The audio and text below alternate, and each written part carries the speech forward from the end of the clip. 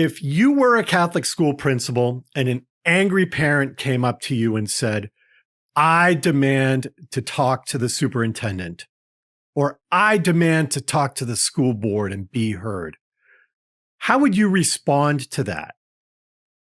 The answer to that question lies in the wonderful world of Catholic school governance. Join us as we take a few minutes to talk about this important topic and how it affects Catholic school leadership.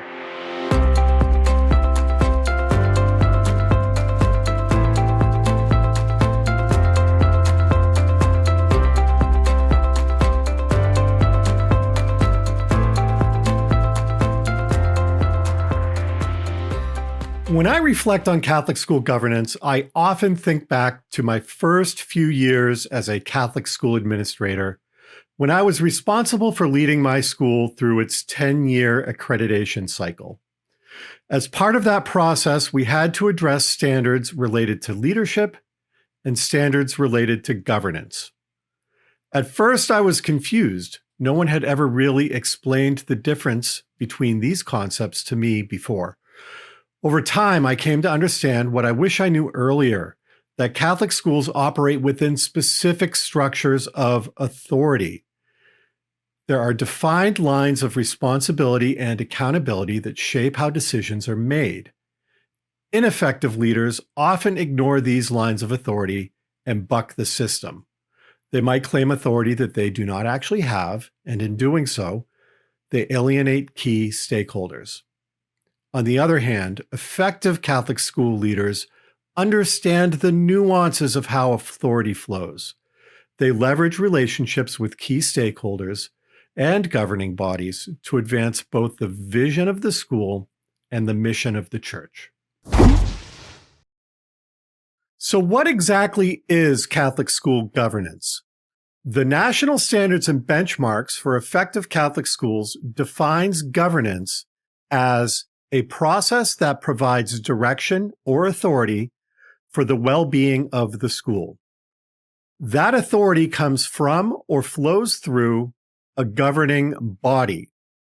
A governing body can be a person or a group of people empowered with a defined level of influence and or authority to exercise oversight for policies pertaining to planning, financial health, academic excellence, and the mission fidelity of the school. In a Catholic school, we typically have a principal, which I will use here as a catch-all term for the head of the school.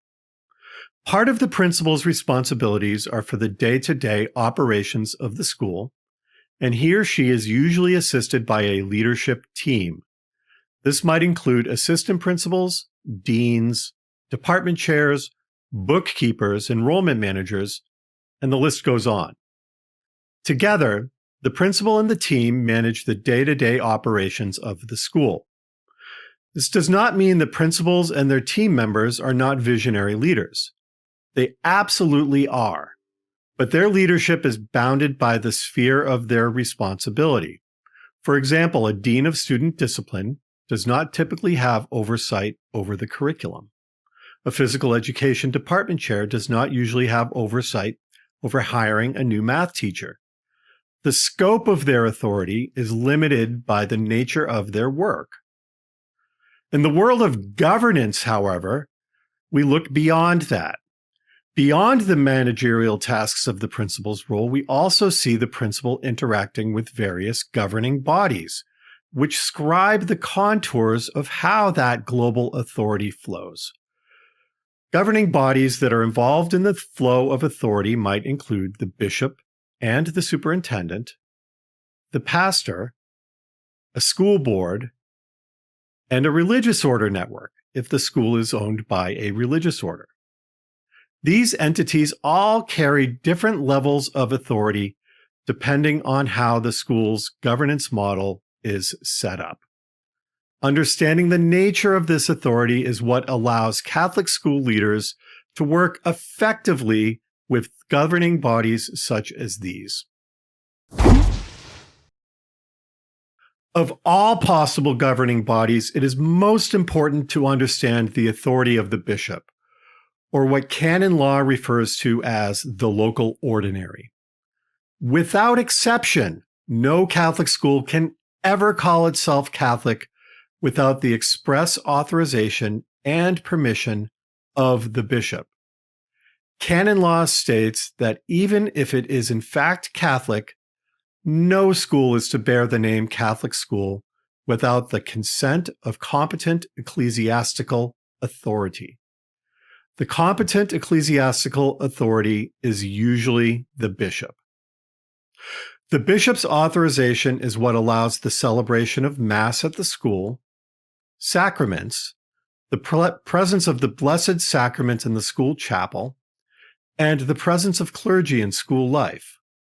But beyond that, there are additional nuances that demand the attention of the Catholic school leader. For Catholic schools that are owned by the diocese, the bishop has total and complete oversight. He can approve or deny capital improvement projects, request changes to the curriculum in any subject area, and set the standards for hiring and removal of school personnel.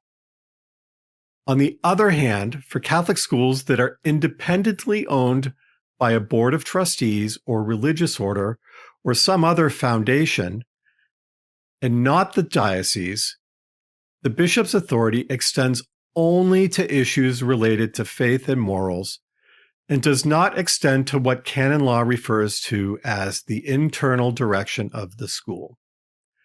Canon law states the diocesan bishop has the right to watch over and visit the Catholic schools in his territory, even those which members of religious institutes have founded or direct.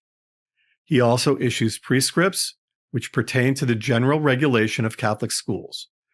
These prescripts are valid also for schools which these religious direct, without prejudice, however, to their autonomy regarding the internal direction of their schools. It is important to mention, too, the role of the diocesan superintendent. In using that term, I am referring to the individual whom the bishop has placed authority to speak and act for him on issues related to Catholic education in the diocese. Sometimes dioceses will use a different term for this person, like Secretary for Education or Director of Education. Whatever the title, the authority that flows through the superintendent mirrors what I explained about the bishop. A story from my experience as the vice principal for academics in an independent religious order high school illustrates my point. In that role, I recall a situation where a student and his parents insisted that I waive the physical education requirement for graduation for that student. When I held my ground and politely explained that I was not going to do that, they threatened to escalate their concern to the diocesan superintendent's office. When they did that, the superintendent just explained that my school was an independent religious order school and that he had no authority to override my decision. Situations like these underscore why it is so important for you to know the nuances of the relationship of your school to the diocese, to the superintendent, and the bishop, as this will help you to effectively navigate emotionally charged political situations in a productive way. For parish schools, and by parish school, I'm referring to that typical governance model for many Catholic elementary schools, the pastor has a great deal of authority as well. This is because in a parish school, the parish and the school are considered as the same entity, and the pastor is the leader and the authority of that entity. Technically, the bishop has oversight of a parish school, but in practice, bishops usually respect the authority of the pastor. The pastor has authority over the principal with school policies, hiring and human resource issues, the curriculum, and other business of the school. As you can imagine, in a parish school, it is absolutely crucial for the pastor and the principal to have a productive working relationship. In terms of schools owned by a religious order, there is also authority that is vested with the leader of the order, which we commonly refer to as the superior or superior general. For schools in a network of religious order schools, the superior of the order would have the oversight over the school's internal direction that the bishop would normally have over diocesan-owned schools, keeping in mind that the bishop still retains ultimate authority over issues related to faith and morals, even in independently owned religious order schools. More established religious orders might appoint a person to oversee the schools in the network, and that person might function like a superintendent of schools for a diocese. They can be called executive directors, education directors, or something like that. So in schools that are owned by religious orders, there are additional lines of authority to be navigated. Finally, let's talk for a moment about Catholic school boards. I'll have another video that addresses the work of Catholic school boards in more detail, but for now it's important that you understand that different types of Catholic schools have different types of Catholic school boards. I'll start by saying that Catholic school boards are not like public school boards. Public school boards are local politicians who have complete and total oversight over the schools of a public school system. Catholic school board members, on the other hand, are typically volunteers. They might be parents, or they might come from other sectors of the greater community. Sometimes Catholic school board members are donors and benefactors, as benefaction can be an expectation of board membership, especially in schools where boards have more authority. The first and most typical kind of Catholic school board, for Catholic elementary schools at least, is an advisory board. An advisory board is one with no authority at all. Advisory boards are composed of volunteers who collaborate in support of the school and its leader. As a matter of practice, the Catholic school leader will dialogue with the board and work collaboratively to address ongoing or emergent topics and to engage in visionary strategic planning. Advisory boards can be helpful because the diversity of the board members' experience can contribute positively to the work of the leader. But at the end of the day, an advisory board has no authority to set policy or to override the decisions of the principal. A second kind of board is the consultative board. A consultative board is similar to an advisory board, and sometimes they kind of group them together, but it's a little bit different. It's more established in the board bylaws and governing documents of a consultative board that the principal must consult with the board in good faith and seek input, usually in specific areas like, say, budget or hiring. Still, the principal can follow whatever course of action that he or she deems appropriate, and the board has no actual authority over that. The only difference is that in a consultative board, again, the principal is required to consult with the board on certain issues. A third kind of board is called a board of limited jurisdiction. A limited jurisdiction board does have authority to set policy and make decisions, but only in certain areas, such as with the budget, major capital projects, or maybe hiring a new principal. The bylaws and governing documents of the board will establish the boundaries of the board's authority. Finally, we have what we call a board of full jurisdiction, also called a fiduciary board. The term fiduciary refers to a person or entity who is entrusted with oversight over another person or entity. A fiduciary board has complete and total oversight over the school and authority over the leader, keeping in mind that the bishop still has oversight over issues related to faith and morals.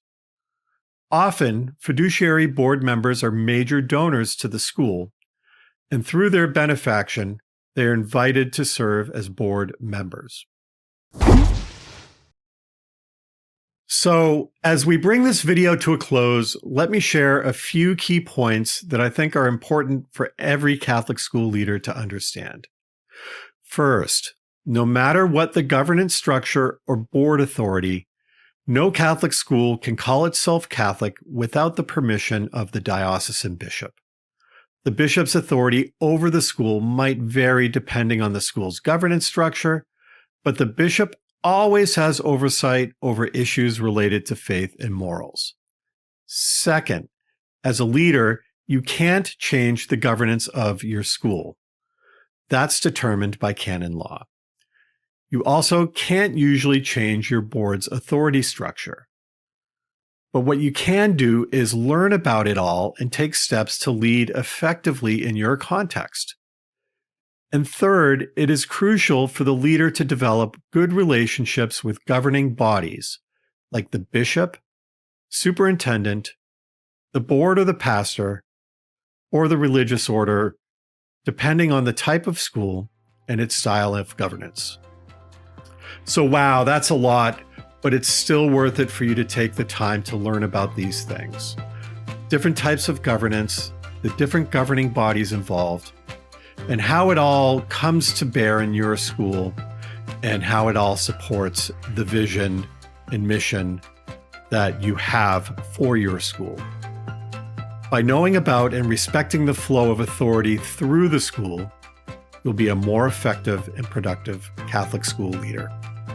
So in closing, I am so grateful for your service to Catholic education, and my prayer for you is that you will put this knowledge to use in securing a bright and promising future for your school. Godspeed, and good luck to you, your school, and the families it serves.